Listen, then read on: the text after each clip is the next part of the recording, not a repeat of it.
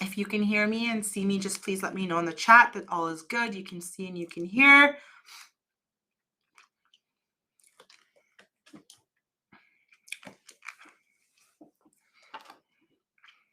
Perfect. Thank you, Kathy. Awesome. Thank you. Okay. So I'm just going to give it another minute just for a couple of people trickling in, just to make sure that they don't miss anything. So just going to give it another minute. I hope everyone's doing well. I hope everyone's day is going well. It's the first day of summer. We're really excited.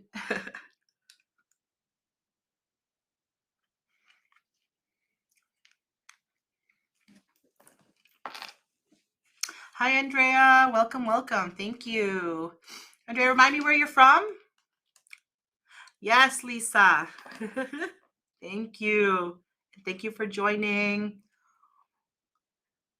Lisa is from, let's get this right, Edmonton, Alberta. Did I get that right?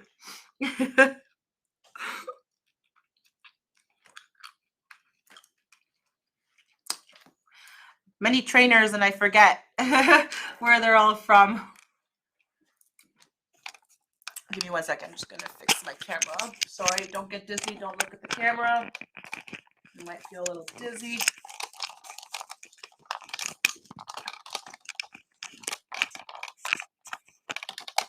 Oh, now I just totally messed it up.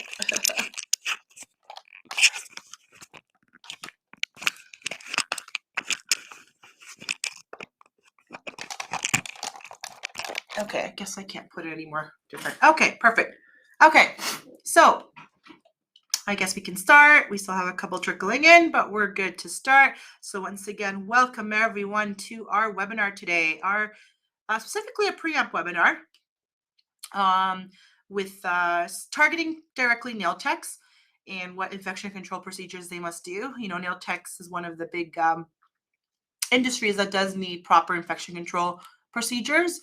There could be some invasiveness to cutting, you know, when you're filing and so forth. So cleaning those tools that we use is very, very important. So let's, I'll introduce myself for some of you who don't know who I am. My name is Chrissy. You might know me as a lead trainer for Preventative Salon North America, but I'm also an infection control specialist for CBON, and doing all these webinars just to help educate you on whether it's infection control or whether it is Preempt. I'm your gal to help you. You can always reach out to me and let me know if you have any concerns with the brand or not understanding what to use where or so forth. And then we also have our Instagrams account and so forth that I will share with you guys afterwards. So that's who I am. So I'm glad you're able here to spend your wonderful Tuesday, first day of summer with me, which is really awesome. So let's get started with the presentation. If you have any questions, please feel free. I'm from Colombia and live in Andrea, Colombia, you're Colombian, but live in London, Ontario. I know where London, Ontario is. Perfect. Well, thank you for coming on today. Thank you, Andrea. I just forgot what I was going to say. So everybody can hear me, everybody can see me. So we're going to start with the presentation. I'm going to put it on to the... There we go. Okay, so everybody can see the presentation on there. Hopefully the slides popped up for you guys. Perfect. Awesome. Okay, so if you have any questions during the presentation, something comes up to your mind about the product or something in the slide you need to understand, by all means, ask it in the chat box. I will be mindful to keep looking at the chat box to see if there's any questions and be able to answer them. Okay, so great. Let's start and see. So what basically today's webinar is going to help you to see the importance, the important tasks that nail techs have, but also the important tasks they have from, hey, Gail, welcome. Sorry, just spotted Gail. Gail's one of our distributors in Newfoundland. So welcome, Gail. Thank you so much for supporting on the webinar. I appreciate it. Thank you, Gail. So just the webinar we're going to go through today is just to help the nail techs reaffirm, refresh and understand that their tools are considered semi-critical. What do they need to do when it comes to the procedures of Preempt and the proper protocols, right? Because sometimes we can forget the correct steps that we need to do to follow through, and we might kind of back away from the seriousness of disinfecting, and not, I don't want to use the word get lazy, but sometimes we do tend to get lazy when it comes to infection control, and that's a no-no, right? And we'll realize why. Okay, so for example, the first slide here that I have, we know, as it says directly there, customers treating themselves to a manicure or a pedicure at the nail salon can be relaxing and rejuvenating. Even ourselves, yes, we're professionals, but sometimes we just need to go sit, put our feet up, and get an amazing pedicure, an amazing manicure, which I'm due for one. But did you know that without proper precaution, you're putting your clients at risk for an infection? So we always have to be mindful. Yes, it's something that we're going to beautify and help them with and make them feel good and make them feel refreshed. But there are risks that can be behind there, underlying, not underlying, but risks that can happen if you're not following the proper protocols when it comes to cleaning, and also when it comes to disinfection and then sterilization. There's different stages, right? So what does the news have to say? What do we hear in the industry about when it comes to manicures and pedicures? Well, there's some things that we had pulled out from the news, and obviously some of them are a little bit further back, but they are they're reminders to let us know, let's not get to this point again. Let's not make this happen to our salon. What do we have to do? Right? So for example, there was a whole thing on the news of a salon in, not London, shoot, I forgot the name of the location, somewhere in past London, I believe. And there was a blood infection that had gone through to the salon, so a hepatitis infection. And the person that got this said they caught it from the salon, the nail salon. So that's something that you might see. It's not often that you see it, but that's something that you need to be mindful that can happen at a salon. And then obviously there's big investigation that goes through it, to find out where it started from, how many people got contaminated, and so forth. And then there's also this nice article about 13 things your nail salon doesn't want you to know. And that's why I try to say that us in the beauty industry, we want to set ourselves aside, set ourselves apart from other salons out there that might not take the consideration of the care of themselves, their clients, and their employees. We want to be set apart differently. We don't want to hide anything from our customers. We want to be honest. We want to tell them what we're doing, tell them what disinfections we use, let them see it, let them see us in action when we're cleaning and disinfecting and so forth, because that gives them peace of mind. So there's the link to this, but this above news article is an example of the inherent risks we take in spreading infection agents if we do not practice quality infection control procedures. It is imperative that we treat all surfaces, tools, like they have been exposed to blood and bodily fluids, and that we practice textbook infection control procedures to keep us and our clients safe. An accidental nick or cut can result in a non-intact skin exposure. Non-intact skin exposure allows for the transmission of infectious agents via a contaminated object. And it's not just the client who can be harmed, workers can also injure themselves. Okay, so very, very, very important to, as it says here, to treat our services and tools like they have been exposed to blood and bodily fluids. So take the highest level of infection control. And a lot of in Canada, like anybody we talk to, any distributors or any professionals, they tell us too that they are using CS20, like they go above the bar. So they're going to sterilize, and knowing that their tools can come in contact with bodily fluid or blood. So I'm going to go above the bar and use a high level, or above the bar of high level will be a sterilant. Okay. So it is well known fact that nail services are considered high risk due to their ability to be exposed to blood and bodily fluids. And that's why our tools are also in the beauty industry for pedicures and manicures are considered under semi-critical, because there is the potential of puncturing or coming in contact with non-intact skin. Okay. Nail technology services require the use of tools and equipment that can easily become contaminated from those harboring infectious agents such as fungi, viruses, HIV, Hep C, Hep B, as we see, and bacteria. And that's what one of the salons had an outbreak of the Hep B. And as such, infections can be easily transmitted from person to person. And that is why we want to, first of all, not let this happen, but also be able to control if it does happen. Okay. If proper infection control procedures are not followed, risks to both the nail technician, manicurist, and the client include infections caused by mycobacteria and staphylococcal bacteria, fungal infections including nail mold, yeast, and various fungi, and of course, viruses such as HIV, Hep C, and Hep B. Okay, so now we can see the importance of our industry, especially with being a nail tech. What are health and safety issues for nail technicians? Well, potential health and safety hazards associated with nail technician duties include, you got your biological hazards, so risk of exposure to blood and exposed to fungal infections from infecting clients or instruments that have not been properly cleaned or disinfected.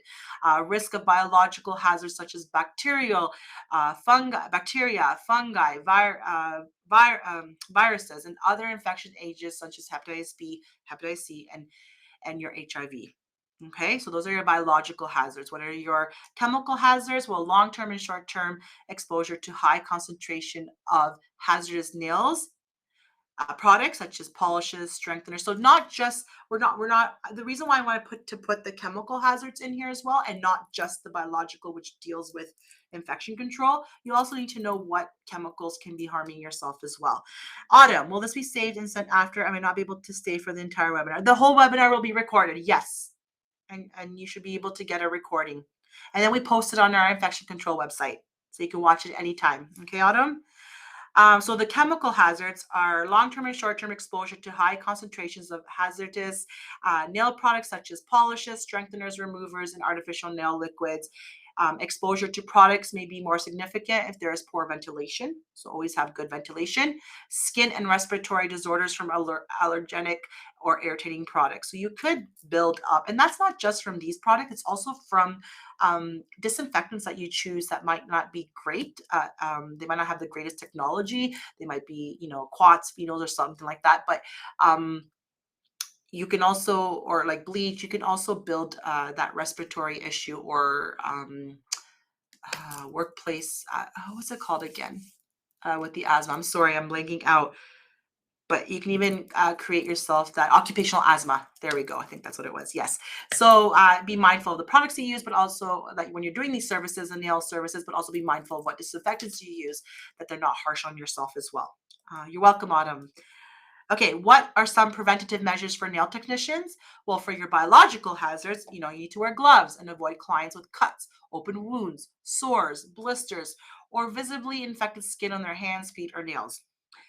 Treat all body substances such as blood as potentially infectious. So always wear your gloves. Okay, that's one thing I had to learn to make sure to do at time I did pedicure and manicure. Wear gloves. Throw away disposable gloves immediately after using them. Do not use the same ones for each of your customers. Throw them out. Wash your hands, and then re-put your new gloves. So always wash your hands with soap and water before and after working with clients to avoid spreading germs and preventing infections.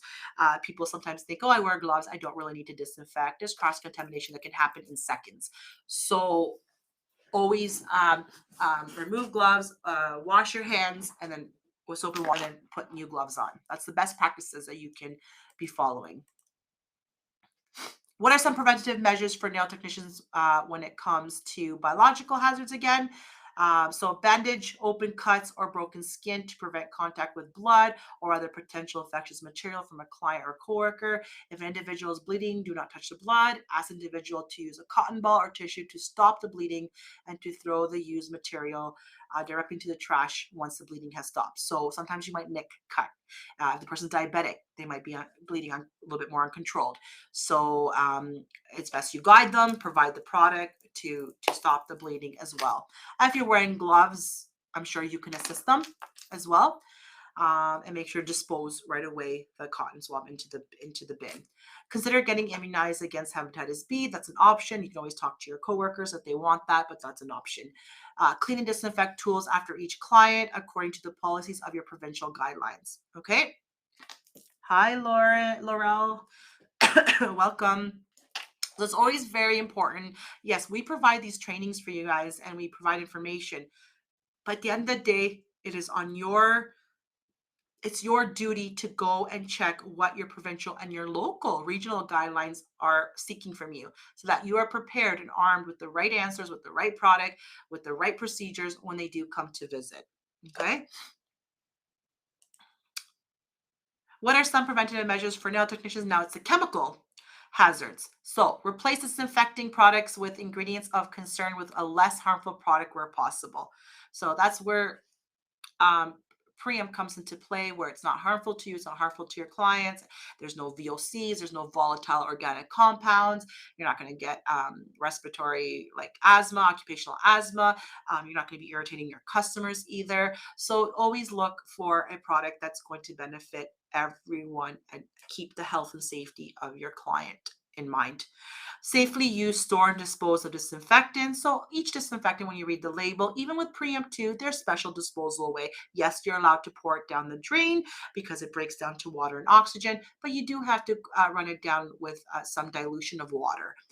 The work table should be a surface that will not absorb hazardous products, preferably a surface that can be easily wiped, cleaned, and disinfected.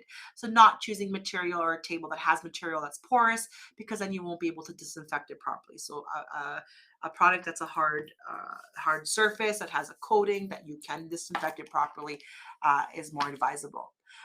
Know about the disinfection products you use, have a safety data sheets readily available. All practitioners, all like salons and spas should have a binder with all the MSDS sheets into that binder to reference, just in case if something happens, there's a leak, spillage, or just to know, do I have to wear any protective gear when I'm handling this disinfectant? Okay, so these are mandatory to have in your salon and spa. If you're missing any from the Preempt, we do have them on our website that you can access. Some more chemical hazards of preventative measures for our nail techs is read manufacturer's instructions on how to properly use disinfectants and sterilants product safety. That's why the label is on the product, for you to read it properly. Otherwise, you can misuse it. You won't be, if you're not following the contact times, you're not also, killing the appropriate pathogens out there. But also, if you're not reading the label, you can also harm yourself. If the product requires a mask to wear, if the product requires goggle to wear, if the product requires apron to wear because it can burn through your clothes, who knows? If your product needs gloves because it can't touch the skin, it's very important that you read the label, the manufacturer label, and refer to the MSDS sheets as well. Determine which product contains hazardous ingredients and make sure they're labeled correctly. Always wear the right gloves for the product you're using while cleaning and handling disinfectants or tools soaked in disinfectants. Okay. If there's something soaked in a disinfectant, you don't want to be sticking your hands there with your gloves in there. You want to be able to use disinfected tongs. Anything that you if you immerse your hand, your glove, or whatever, you're going to be deactivating the solution as well. So you don't want to be going directly into the solution. The website at viroxprobeauty.ca /health standards, you can go and check whatever provincial guideline you're from. You can see the updated what they are, the standards. So that's a really nice thing that Virox, which is manufacturer of Preempt, has done, just to easily locate the file and read it and know what you got to do for your semi-critical tools, for your intermediate tools, or so forth. It's just helps you to know that you're using it correctly to what your provincial guidelines are requesting. Okay. So now this brings us to proper surface disinfection, sterilization practices when it comes to Preempt. Not just surface, sorry, it should say tools. So proper tools and surface disinfection. So we will go over the following: technology, the Preempt HLD5 and CS20, because that's what we use for our tools. And then obviously that are to use for the surfaces, and then the protocols. Okay, so we're going to focus mostly on the tools. My last webinar I did in the last month was on RTU. So now we're just going to focus on HLD5 and CS20. So first is the technology. So we know it's HP, accelerated hydrogen peroxide. We know that this is a globally patented blend of surfactants.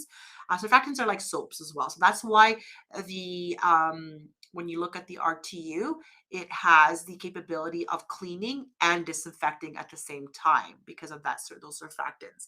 And they are combined with a low-level hydrogen peroxide to produce this exceptional potency as a germicide and great performance as a cleaner.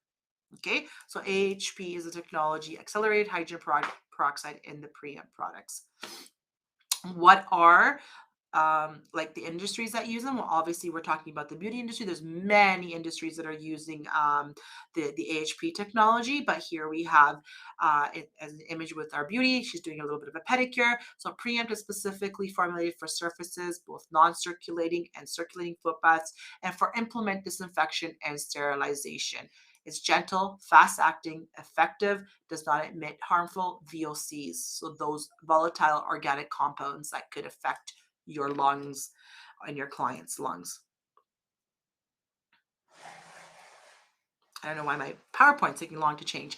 The 4 pillars of strength. Okay. So these disinfectants, when you choose Preempt, you are making the right choice, but you need to make that decision as well that you know you are making the right choice. So the disinfectants, these were created by Virex for the professional beauty industry. And when they were formulating it, they had us in mind doing this. And the reasoning and having us in mind, here are the 4 pillars of strength that they created to when they kept us who are professionals who are going to be using this and for our customers. So it's safer. So it's not going to be toxic. It's non-toxic. Does not irritate the eyes, does not irritate the skin, nose, and does not cause long-lasting respiratory issues. It's eco-friendly. It's going to be biodegradable, so it's going to break down into water and oxygen. You can also offer guilt-free use and disposal, meaning that you're not going to be affecting the aquatic life. There's some disinfectants out there that can affect the aquatic life. And then it's eco logo. Sorry, excuse me. It's eco logo certified. So whatever products see the eco logo, it's gone through that testing, that vigorous testing, and it takes a lot of money to get this eco logo certification.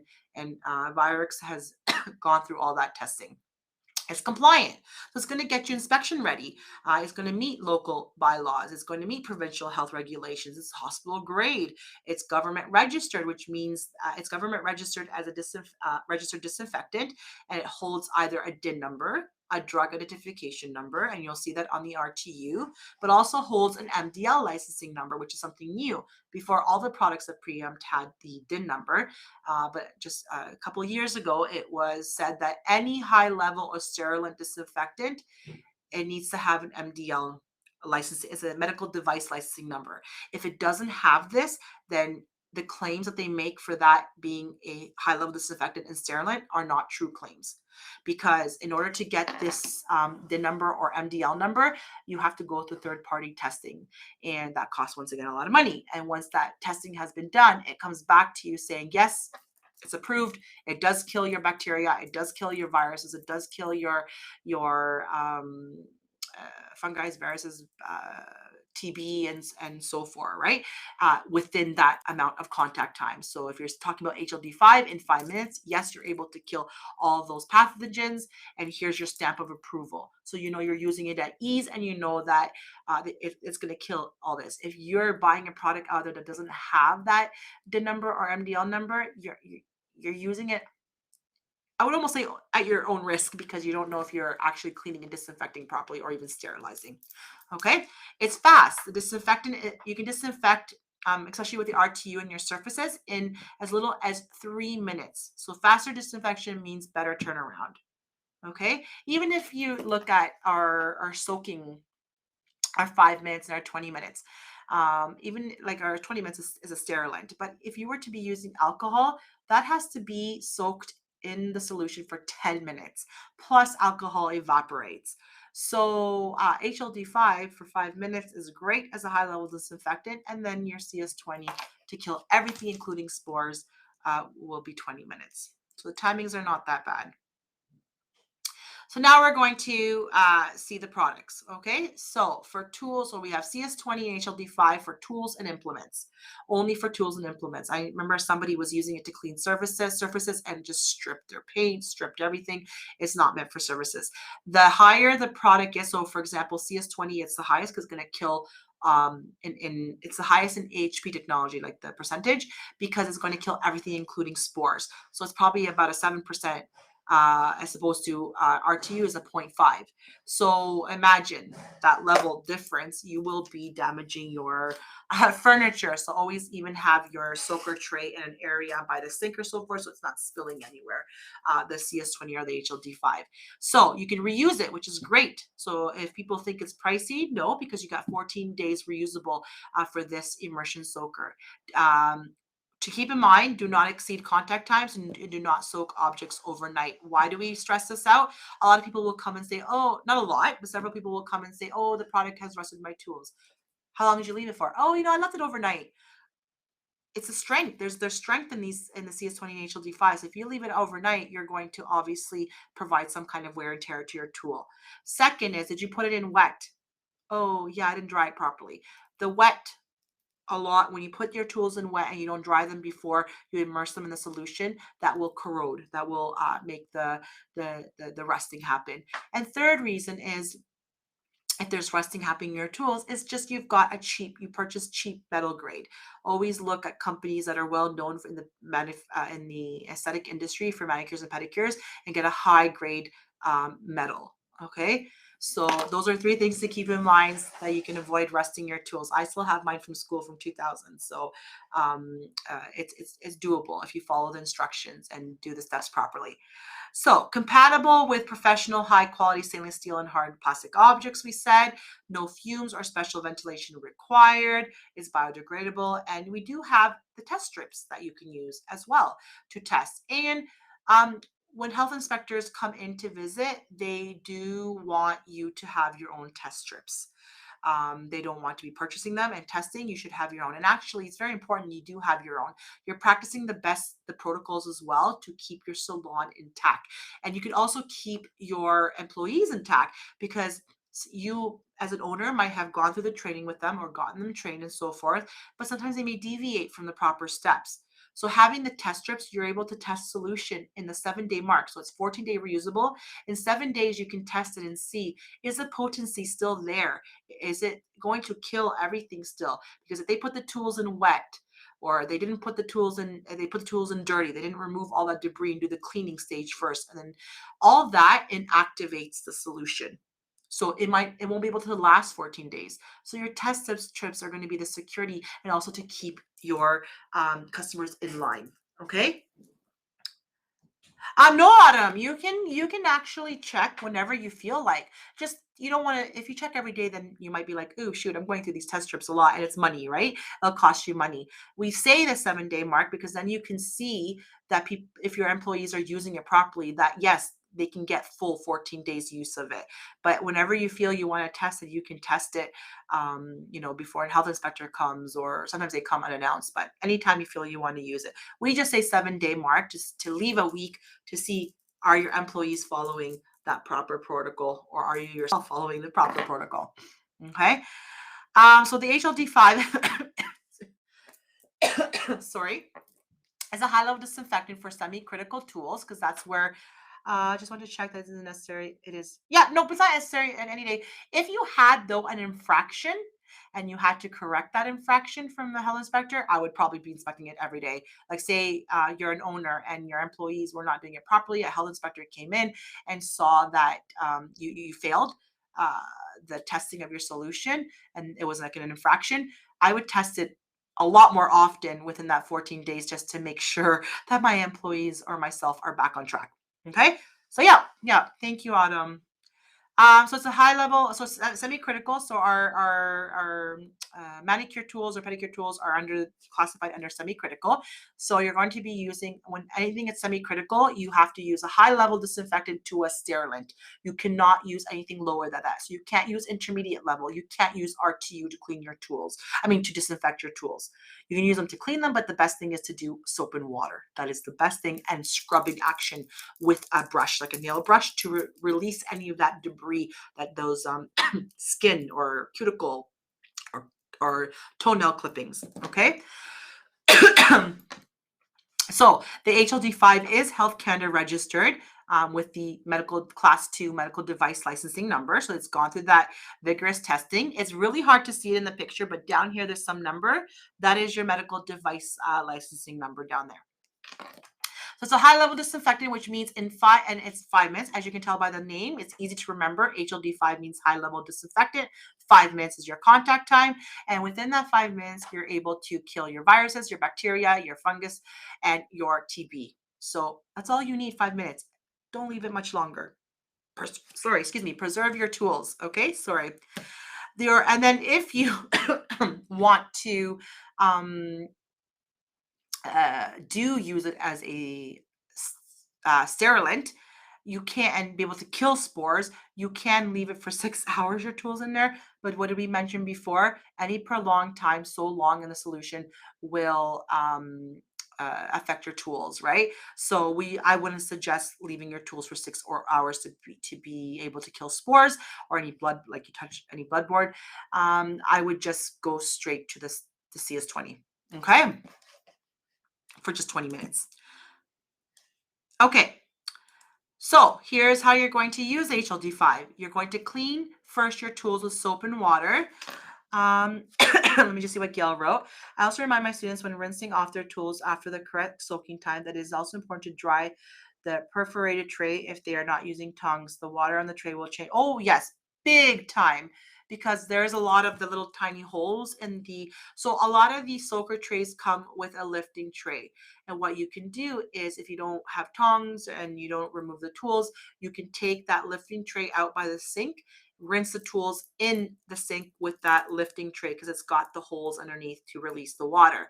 But the thing is, what many people will forget, as Gail mentioned, is that they'll take that lifting tray and just put it right away back into the soaker tray, and all that water that was in there or in little holes is going to inactivate the solution. So yes, Gail, it's very, very important that she educates her students about this, which is very important, but we also need to educate ourselves and our staff that lifting tray has to also be completely dry before you place it back in.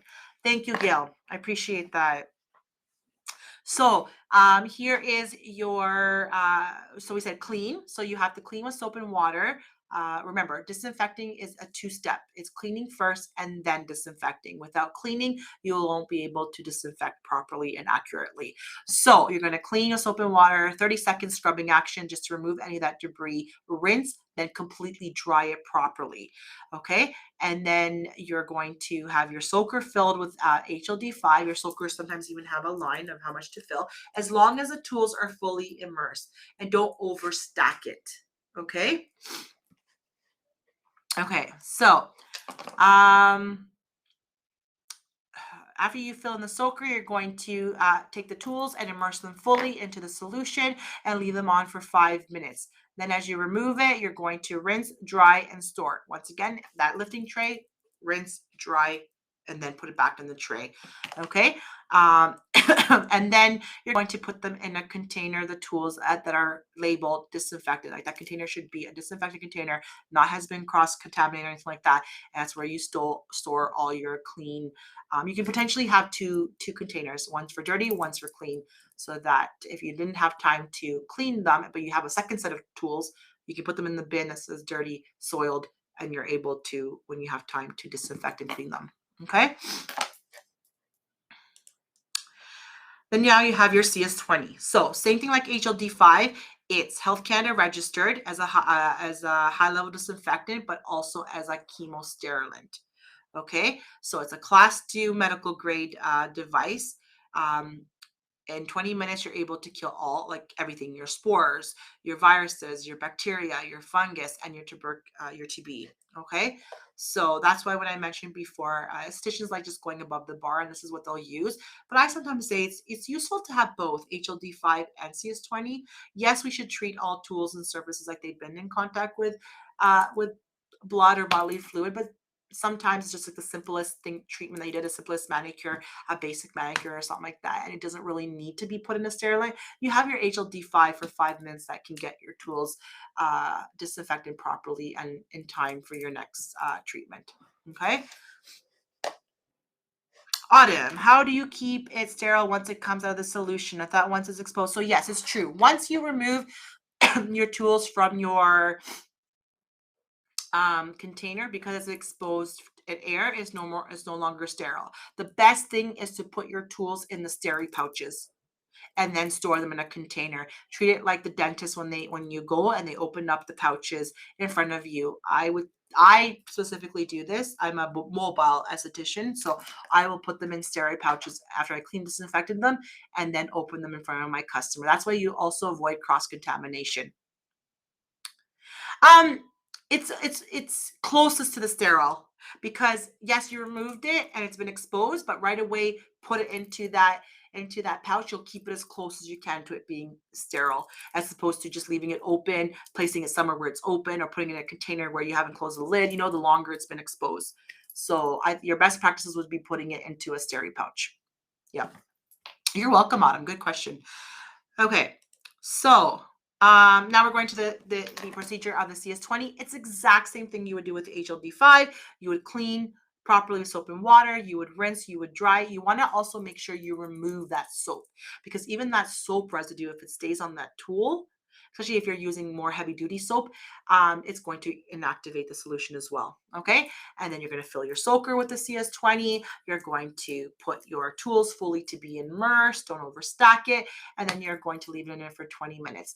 The 20-minute solution, if you have a high turnover of clientele, it's very important that you have 2 sets of tools. Okay, you don't want to remove it before. If you remove your tools before the time is up, then you will not be able to kill all those pathogens, and maybe you might risk contaminating your customer.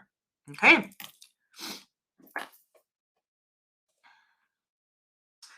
Okay. For CS20, it's important to note that when objects are removed from CS20 soaking solution, they cannot be, there's your question, Autumn, they cannot be considered sterile because they've been exposed to the environment. For best practices, it's therefore recommended to place thoroughly dry, decontaminated objects in steri pouches before storing.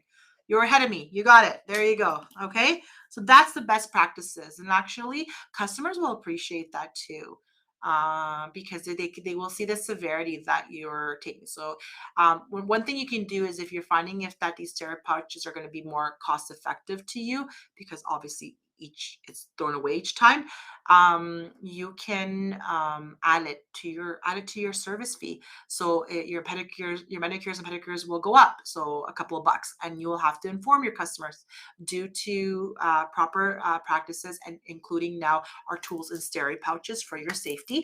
Our prices have gone up just a little bit, and your customers won't complain. They'll be like, "Wow, you're taking care of me properly. I understand that it's cost effective buying these materials, so they'll be willing to pay that increase, like come back and pay an increased price." Okay, so that's what you can do too. If the steri pouches seem that it might be a lot of investment, I don't really know how much. I haven't checked into that to see how much. We do carry steri pouches that we give out, that we sell to distributors. I just don't remember like roughly what they would cost. Our test strips, very important, as I mentioned. Don't wait for health inspectors to come in. Use these, utilize them. You do have for your concentrate. So if you're using the concentrate for cleaning surfaces, the concentrate is mixed with, is diluted. So the test strips test that you diluted it properly. And because it lasts a month in a bottle of dilution, if you're cleaning surfaces, you got to test in the 15-day mark that it's still active. So that's for the concentrate. But if you're not using the concentrate, you'll be using the HLD5 and the CS20 test strips. Okay, they're very easy to use. You dip and read behind you, see the coloring, and you read what the what it confirms is present. what the effect is of the solution. Okay. And then to see how active it still is. And then you should monitor these. You should have logs. So fill in your solution log and make the date of the testing, who was tested by. Some people staple the test strip there, but eventually from the from the oxidation stuff like that, it will change the coloring. So you can always take a picture and put it there if it makes any difference. But at least if they see that you have a logging system that people are checking that the solution is okay, I think that's good enough for an inspector. Okay. And there we go. So dip, hold, and then match it to the colors to see what the efficacy is. Okay. So thank you. That was what I wanted to do. I kept it very brief because we can go on and on and on about nail techs. We do have the modules on our online program that you can always do as well. But I just wanted to refresh. We all are very well versed in the infection control. But if there's some new ones, this would be a great opportunity to understand the importance of proper cleaning, disinfection, and sterilization, and understanding where your tools fall. So, okay, using for drying tools. Yes, you can use a towel, but it has to be a fresh new towel. Okay. The other thing, it has to be a towel that doesn't leave behind so much oh shoot, what's the word? Like fabric behind, because that can also, Lynn, thank you. It can also affect the solution. So we always say paper towel, brand new paper towel. But if you're going to use a towel, just I'm losing my vocabulary today. This is my third webinar I've done today, so I'm kind of like losing my vocabulary. But yeah, just be careful. Sometimes if by accident you bought cheap towels, sometimes they leave so much. Yeah, that can inactivate. Okay, but all very good questions. So email if you need to ask any questions and need any assistance, education@cbngroup.com. We have at our website, infectioncontroleducation.com. And if you have yet to do the online program, try it out. It's free. You get a certificate. We've got good feedback. We have associations in New Brunswick, Nova Scotia, Newfoundland that put it on their website as well to make awareness. It's a great program. And then follow us on our CBU on Infection Control IG and Facebook, and also our Preempt Disinfectant Instagram and Facebook. And then I'm the trainer, so I do tend to post some kind of post for infection control as well, apart from Refecticil. So if you want to give me a follow on Barwissa by Refecticil, that would be awesome as well. Okay. Now, before we go, so hopefully there's still people on here. Thank you, Autumn. Yeah, it does. It does. And I'll try to think of doing more of these webinars that kind of cater to different sectors, just to give information and also what's the right product you should use. Right now, we talked about nail techs and what's the right product they need to use. And the products will be different to what a makeup artist will use, right? So I will try and get more of these going on. Thank you, Lisa. Thank you. So for those that stayed, if you want to win a bottle of Preempt wipes along with 3 of our inserts. Oh shoot, I don't have them here, but we have these cool little inserts that you can put in on top of your Preempt wipes with a little window, so the logo's there, but they're funky ones, like just if you want it to fit nicer into your salon and spa, and the labels are really nice and they come off and you can put them in the next bottle as well. But we can give you 3. Thank you, Kathy. Oh yes, Kathy, didn't you win them? Didn't you win the last prize? That's why I thought your name was so familiar. I'm like, we have a prize winner here. Yes, she won 3 of the inserts that go on top of your Preempt bottle, just make them look funky and so forth. So if you want to do that, follow us on the IG account, the 3 ones that I mentioned: Preempt Disinfectant, CBU and Infection Control, Barwissa by Refecticil. Like our Facebook accounts as well. And the latest post that we put on Preempt Disinfectants, it could be the one that's on the webinar. You can like the latest one that's about the webinar, and you can put a comment. But if you put the hashtag nail tech, I will know that you are registering for this contest. Okay. Bonus entries. If you leave a review, you get bonus entries. So we will DM you. Okay. We will DM you when you win. So have fun entering. They're really cute giveaways. And thank you so much, Kathy. I appreciate your support as well. And this webinar will be also put up onto our infection control website if you need to review it again. Okay. Thank you for the, oh, thank you, Andrea. I appreciate it. I appreciate you joining. So I hope everybody has a wonderful, wonderful afternoon. First day of summer. Enjoy your afternoon.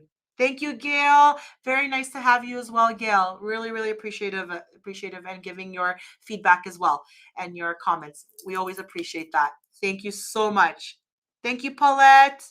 It is always a good refresher. We all need it. I need it too. I keep myself always refreshed too. That's the thing about our industry. So great pleasure being with you guys. And thank you once again for attending our webinars. Have yourself a wonderful afternoon. Ciao.